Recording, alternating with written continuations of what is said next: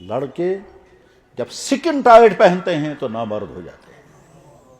ابھی کچھ دنوں پہلے میں جب آئی وی ایف کے متعلق ریسرچ کر رہا تھا، کیونکہ مجھے آئی وی ایف کے متعلق تفصیل بیان کرنی تھی اور مفتیوں کو سمجھانی تھی کہ آئی وی ایف سسٹم ہے کیا، اور مفتیوں کو کہاں بتانا ہے آئی وی ایف کرنا جائز ہے اور کہاں بتانا ناجائز ہے۔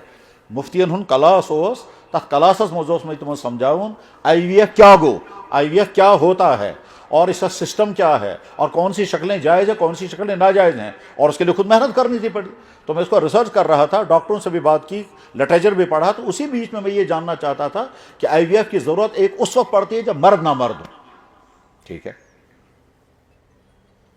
مرد نامرد کیوں ہو جاتا ہے؟ تو میں اس کو ریسرچ کر رہا تھا کہ یہ مرد نامرد کیوں ہو جاتا ہے، کیا بات جانے۔ تو اسی میں ایک عجیب ریسرچ یہ سامنے آ گئی کہ لڑکے جب سکن ٹائٹ پہنتے ہیں تو نامرد ہو جاتے ہیں۔ کریوش کون ریسرچ کر رہا ہے؟ ایک چائنیز ڈاکٹر نے کہا یہ، اور ایک جاپانی کسی ادارے نے اعلان کیا ہے، ویب سائٹ پر موجود ہے۔ کیوں؟ اس لیے کہ یہ جو باڈی ہے یہ ٹین ایج میں گروتھ کر رہی ہے۔ اب جب ہم نے اس کو ترپال کے ساتھ باندھ کر کے رکھا، یہ سکن ٹائٹ ہے، ترپال ہے یہ، یہ پکڑ کر کے باندھ کر کے رکھا ہے ایسے، تو یہ گروتھ نہیں کر پا رہا ہے۔ اور گروتھ کرنے کے لیے پرائیویٹ پارٹ کا اہم ترین پارٹ ہے ٹیسٹیز۔ وہ جو ٹیسٹیز ہیں وہ کارخانہ ہے کس چیز کا؟ سیمن بنانے کا، اسی میں سیمن بنتا ہے۔ اسی لیے جانوروں کو جب خصی کرتے ہیں تو اس کا ٹیسٹیز ختم کر دیتے ہیں۔ جانوروں کو جب خصی کیا جاتا ہے تو کیا چیز ختم کرتے ہیں؟ ٹیسٹیز، ٹھیک، تو وہ خصی ہو جاتا ہے، یعنی اس کے اندر وہ مردانگی نہیں رہتی۔ جانوروں کو تو نہیں کہہ سکتے مردانگی، لیکن میں سمجھا رہا ہوں۔ تو گویا یہ جو ٹیسٹیز ہیں یہ کارخانہ ہے کس چیز کا؟ سیمن بنانے کا، سیمن اسی میں بنتا ہے۔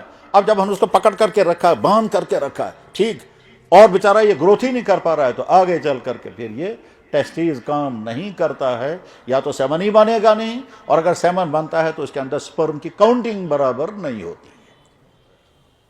تو میں انہیں سجیسٹ کیا ہے، ہم سجیسٹ کریں گے یہ لوز کپڑے پہنے، لیکن کیا کیا جائے، دنیا کے انسان جو ہیں وہ آنکھ بند کر کے فیشن کے پیچھے، چاہے پھر وہ مضر ہو چاہے مفید ہو، جناب یہ جو ہم کو پہنا رہے ہیں یہ ہماری صحت کے لیے مفید ہے یا مضر ہے، یہ ہم کو سوٹ کرے گا یا نہیں کرے گا۔ کھا رہے ہیں سارے کرکرے، یہ دیکھے بغیر یہ ہماری صحت کے لیے مفید ہے یا نہیں۔ پی رہے ہیں سارے کولڈ ڈرنکس، یہ ہماری صحت کے لیے مفید ہے یا مضر ہے، یہ دیکھنا نہیں، بس ٹرن چل گئی، سادہ پانی نہیں پئیں گے، ہم تو کوک پینے والے ہیں۔ اپنی عقلوں کا استعمال کرنا چاہیے، اپنی سمجھ کا استعمال کرنا چاہیے۔ جو ہمیں پہنایا جا رہا ہے ہمیں پہننا چاہیے یا نہیں، جو ہمیں کھلایا جا رہا ہے ہمیں کھانا چاہیے یا نہیں۔ ابھی چند دنوں پہلے میں نے ڈاکٹر سے ڈیٹیل میں بات کی ہے، ڈاکٹر نے کہا جناب یہاں کی بیماریوں کی بہت بڑی وجہ یہاں کے کھانے ہیں۔ میں نے کہا کون سے کھانے؟ کہتے ہیں یہ جو گھر سے باہر کھانے کھا رہے ہیں، جتنے فاسٹ فوڈ، جتنے جنک فوڈ، یہ جتنے پیزے اور یہ برگر اور یہ جو چاکلیٹیں اور آئس کریمیں اور بیکریاں اور کولڈ ڈرنک، یہ تمام کے تمام زہر ہیں انسانوں کی زندگی کے لیے۔ اور ڈاکٹر کہہ رہے ہیں، نیٹ پر پڑھیے آپ، دیکھیے دنیا واپس آ رہی ہے، سادہ غذائیں کھاؤ، صحت کا بحران ختم ہوگا۔ کشمیر کی پوری تاریخ میں اتنی بیماریاں کبھی نہیں تھی جتنی آج ہیں۔ کشمیر کے ہسپتالوں میں جگہ نہیں ملتی ہے، اتنا پہلے کبھی بھی نہیں تھا جتنے آج ہیں۔ میادے کی اتنی بیماریاں پہلے کبھی نہیں تھی جتنی آج ہیں، کڈنی فیلئر اتنے کبھی نہیں تھی جتنے آج ہیں، ہارٹ کی ڈیزیز اتنی کبھی نہیں تھی جتنی بھی آج ہیں۔ ڈاکٹر مجھے کہہ رہا تھا جناب جو بھی ہمارے پاس آتا ہے ہم جو ہی اس کے باڈی کھولتے ہیں تو ہمیں تقریباً 90% یقین ہو اندر سے یہ السر نکلے گا یا کینسر نکلے گا۔ وجہ یہی چیزیں ہیں۔ تو خیر، اب یہ جو جوانی سٹارٹ ہو گئی، اس جوانی میں کیا کرنا ہے؟ اپنی اس باڈی کی حفاظت کرنی ہے، کیونکہ یہ امانت ہے، یہ اپنی نہیں ہے، اس کے ایک ایک چیز کو بچانا ہے اور بڑھانا ہے، یہاں تک تو جوانی سب سے پہلی امانت ہے۔ اس جوانی کو برباد کرنا یہ بھی اسی انسان کے ہاتھ میں ہے، اور جوانی کی حفاظت کرنا یہ بھی انسان کے ہاتھ میں ہے، ٹھیک ہے۔ یہ جوانی اور جوانی کی ایک ایک چیز ہمارے ہاتھوں میں، یہ امانت ہے اللہ کی۔ بس ہر شخص سے دیکھے کہ میں اپنی جوانی کا غلط استعمال تو نہیں کر رہا ہوں۔ کھانے پینے کے اعتبار سے وہ تمام چیزیں ایوائڈ کریں جن چیزوں کو ہم کھاتے ہیں صرف ٹیسٹ کے لیے۔ وہ چیزیں کھائیں جو انسان کو ہیلتھ کو فائدہ پہنچائیں. ہیلتھ کو اپنا کنسرن بنائیں, ٹیسٹ کو مت بنائیں. بس یہی میسج. آپ اس لیے مت کھائیں کہ مزہ ہے اس میں, آپ اس لیے کھائیں کہ اس میں فائدہ ہے. یہ جو پالیتھین لفافوں میں لٹکی ہوئی دالیں ہیں, ان سے کہیں زیادہ بہتر ہے آپ کے اپنے علاقے کا وہ ڈرائی فروٹ جو یہاں کا پیدا کیا. اس کو استعمال کریں گے تو دو فائدے ہوں گے, صحتوں کو فائدہ ہوگا اور یہاں کی اکانومی کو فائدہ ہوگا. جب آپ ان کی چیزیں استعمال کریں گے تو اپنی صحت کو نقصان کر رہے اور پیسہ ان کو دے رہے. تو شو یما کا سمجھ. بس امانت نمبر 1. امانت نمبر 2, یہ جو پیسہ جیب میں آیا, چاہے وہ ماں باپ نے آپ کو دیا پاکٹ منی ڈیلی یوزنگ کے لیے, اور چاہے آپ نے خود کمانا شروع کیا, ٹھیک, وہ کمائی کا ذریعہ پھر جو بھی ہے, یہ پیسہ امانت ہے, اس کا غلط استعمال نہیں کرنا ہے. ٹھیک اسی طرح سے عہدہ مل گیا. یہ عہدہ کیا ہوتا ہے؟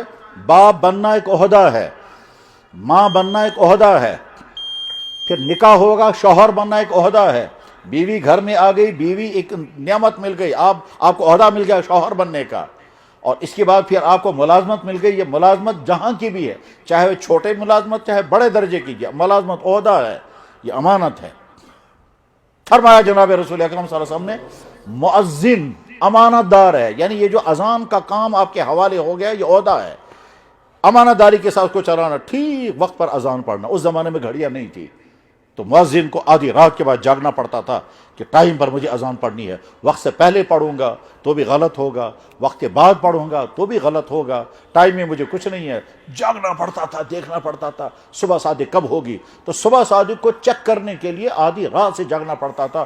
مؤذنوں کے لیے بڑی قربانی لگتی تھی کہ صاحب آپ کو جاگ کر رکھنا ہے, کیونکہ اگر دیر ہو جائے گی تو اذان وقت پر نہیں ہوگی, بہت سارے لوگوں کا روزہ خراب ہوگا, بہت سارے لوگ تہجد نہیں پڑھ, اور اگر پہلے یہ پڑھو گے تو بھی غلط ہوگا. تو آپ نے فرمایا المؤذن مؤتمن, اذان دینے والا مؤتمن امانت دار ہے. تو اللہ کے نبی نے اذان کے عہدے کو امانت, نماز پڑھانا اس سے بڑا امانت, اس سے بڑا عہدہ ہے. امامت کا عہدہ مل گیا, یہ امانت ہے. اب امام صاحب کو سوچنا ہے مجھے اس امانت کا حق ادا کرنا ہے, مجھے تقوی کے ساتھ نماز پڑھانی ہے, میرا علم صحیح ہونا چاہیے, میرا قرآن صحیح ہونا چاہیے, مجھے اچھی طرح سے ایسی نماز پڑھانی ہے جو یہ قبول ہونے کے لائق ہو. ایسا نہ ہو کہ میری امامت کی وجہ سے مقتدیوں کی نماز خراب ہو جائے. امام کو سمجھنا ہے میرے پاس جو امامت ہے یہ امانت ہے میرے پاس. ٹھیک اسی طرح سے بیان کرنے والا کرسی پر بیٹھا ہے, یہ امانت ہے ہمارے پاس, اس امانت کا حق ادا کرنا ہے. جناب آپ مسجد کی انتظامیہ کے پریزیڈنٹ بن گئے, عہدہ جوڑ جائیے, آپ امانت دار بن گئے, آپ کے کندھوں پر بوجھ آ گیا. یتیم خانے کا منتظم امانت دار ہے, مدرسے کا محتمم امانت دار ہے, ملک کا سربراہ امانت دار ہے, گورنر امانت ہے اس کے کندھوں پر, ہر چیز اسلام میں امانت ہے. ان آنکھوں کا استعمال زندگی بھر کرنا یہ امانت ہے. اس لیے اللہ کے نبی نے فرمایا دعا کرتے ہوئے, یا اللہ میری آنکھ خیانت نہ کرے. خیانت کا لفظ استعمال کیا آنکھ کے متعلق. کیا مطلب اس کا؟ یعنی آنکھ اگر غلط دیکھے گی تو اس کو آپ نے خیانت فرمایا. اللہ کے نبی دعا کرتے تھے, یا اللہ میرے دل کو نفاق سے پاک رکھنا. اللہ کے نبی تو معصوم تھے. یا اللہ میری زبان کو جھوٹ سے پاک رکھنا. اللہ کے نبی کہاں جھوٹ بولتے؟ پھر اللہ کے نبی نے فرمایا, یا اللہ میرے عمل کو ریا سے پاک رکھنا. اور آگے فرمایا وعینی من الخیانہ اللہم طہر قلبی من النفاق, یا اللہ میرا دل نفاق سے پاک ہونا چاہیے.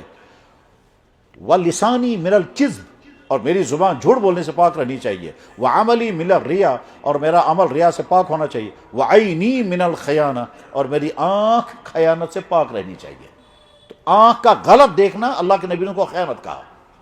یہ تو آج کے مردوں کے لیے سب سے بڑا امتحان ہے, اور ہم سب کے لیے.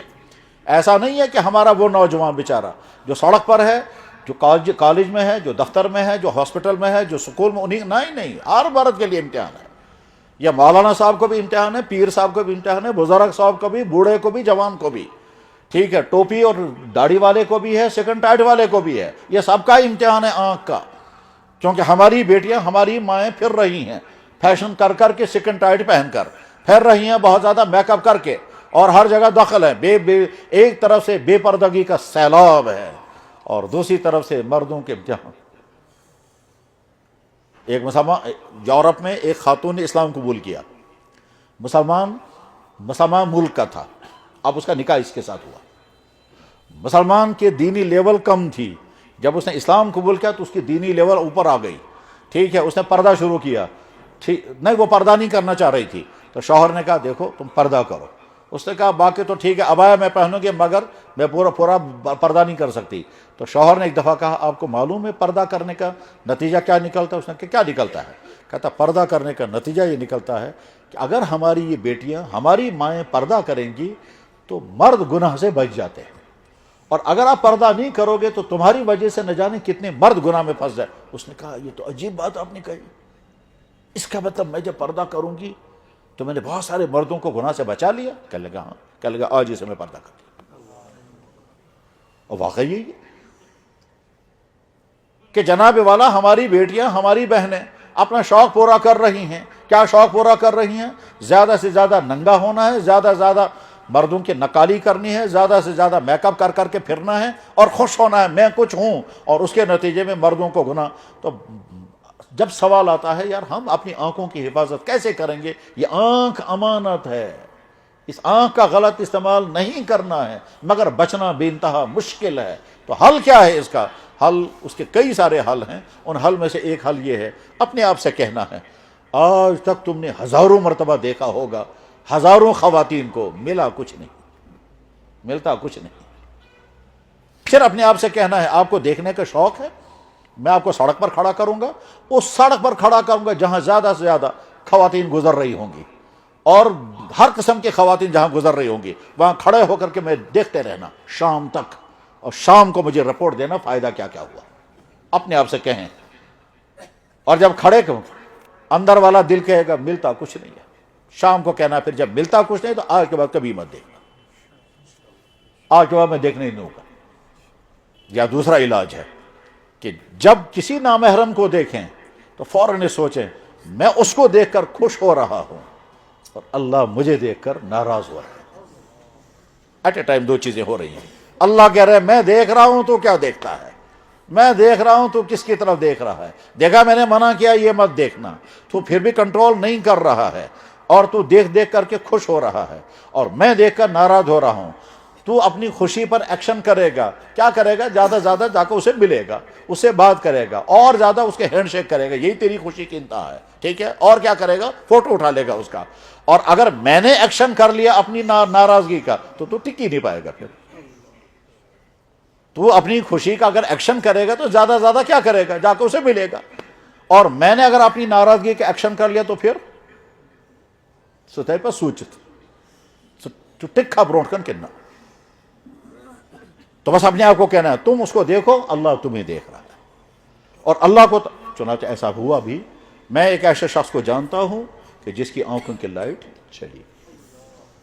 ابھی پچھلے ہفتے مجھے ایک صاحب ملے، کہنے لگے میں نے اپنی میرے بیٹی کی لائٹ اچانک کم ہوتے ہوتے ہوتے ہوتے ختم ہو گئی، کہتے ہیں میں نے لاکھوں روپے خرچ کیے اور 12 آپریشن کیے ہیں اب تک آنکھوں کے لائٹ نہیں آئی۔ بچہ بھی سامنے لایا، کہتے یہ ہے وہ بچہ، 12 آپریشن جس کی آنکھوں کے ہوئے ہوں گے، لاکھوں روپے خرچ کیے۔ کہنے لگا میں کہاں نہیں گیا، میں قبرستانوں پر بھی گیا، مزاروں پر بھی گیا، اجمیر بھی گیا، نظام الدین اولیاء گیا، میں نے تمام ہندوستان کے تمام بڑے بڑے آئی ہاسپٹل میں نے مدراس میں اس کو 3 مہینے چیک اپ کرایا، چنڈی گڑھ میں، دلی، 12 آپریشن کیے ہیں، ہندوستان کے تمام ٹاپ کے آئی اسپیشلسٹ کے ساتھ علاج کرایا تاکہ میرے بچے کی لائٹ واپس آ جائے، نہیں آئی۔ تو اللہ کو طاقت ہے۔ بہرحال میرے بھائیوں، ہمارے پاس سب کچھ امانت ہے، امانت ہے۔ میں اگر مفتی ہوں تو یہ مفتی کا عہدہ امانت ہے، اس کا غلط استعمال مجھ سے نہیں ہونا چاہیے۔ میں اگر کسی مسجد کا پریزیڈنٹ ہوں تو یہ عہدہ امانت ہے، اس کا صحیح حق ادا کرنا ہے۔ میں اگر کسی مدرسے کا محتمم صاحب ہوں تو یہ امانت ہے میرے پاس، اور اگر میں کسی سکول کا پرنسپل ہوں یہ عہدہ میرے پاس امانت ہے۔ اس سکول کا سٹاف صحیح کام کرنا چاہیے، اس سکول کے بچے صحیح بننے چاہیے۔